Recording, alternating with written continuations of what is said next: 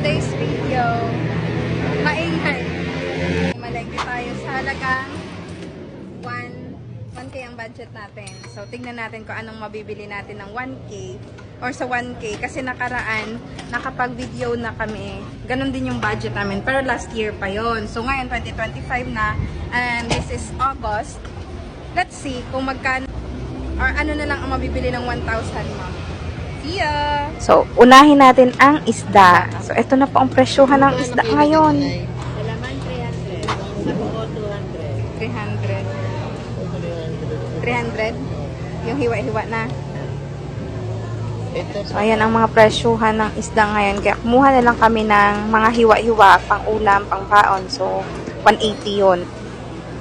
180. Okay, next is taho. Magkano ang kilo? Ha? 60 kalahati, 120 ang kilo. So, kalahati na tayo. Uy, kalahati. Fresh naman.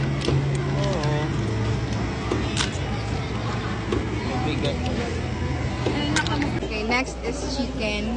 Magkano kilo? Magkano kilo ito?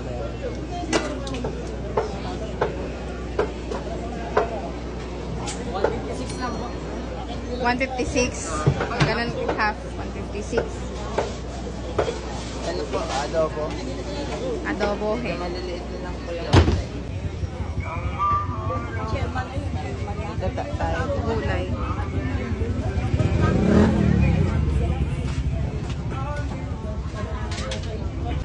So, kagata daw. 40 ang yun. 35. Isa lang po. Ay, sorry. Sa nyog, kaya 45 dahil 5 piso yung pagpapakayod at pagpapapiga. So, ganun sila magkayod. Ayan ang process ng pagkakayod. Samantalang dati, may kuskusan pa kaming ginagamit. Next ay itlog. So, ito ang pinakamabilis lutuin at pangmatagalang stock. Pang petsa de peligro. So, bumili kami ng 120 pesos. So, paglabas namin, nag-crave kami kasi meron ditong fresh na buko.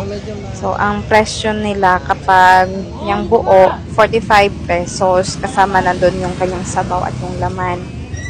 So, bumili muna kami.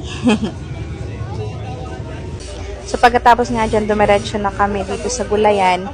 At, syempre, mixed vegetables na lang yung binili namin. Yung kakasya lang sa panluto namin for today hanggang bukas. Hindi rin naman kami makapag-stock sa ref. Since limited lang din ang pwedeng ilagay. So, meron kaming saluyot, may okra, pang sabaw. At, bumili na lang din kami mga kamatis, luya, yan, bawang. At iba pa. So, nagkakahalaga ang mixed vegetables ng 75 pesos. Siyempre, yung paunti-unti lang yan, hindi yung maramihan. Kaya 75 pesos lang siya. Mga fresh pack ng ditong part bibili. Yan ay 75 pesos na. Sari-saring gulay na. Ayan. Dito naman tayo sa mga fruits. Dito tayo sa madalas bilhan. Magkano dito, te? Kilo? 70 na lang.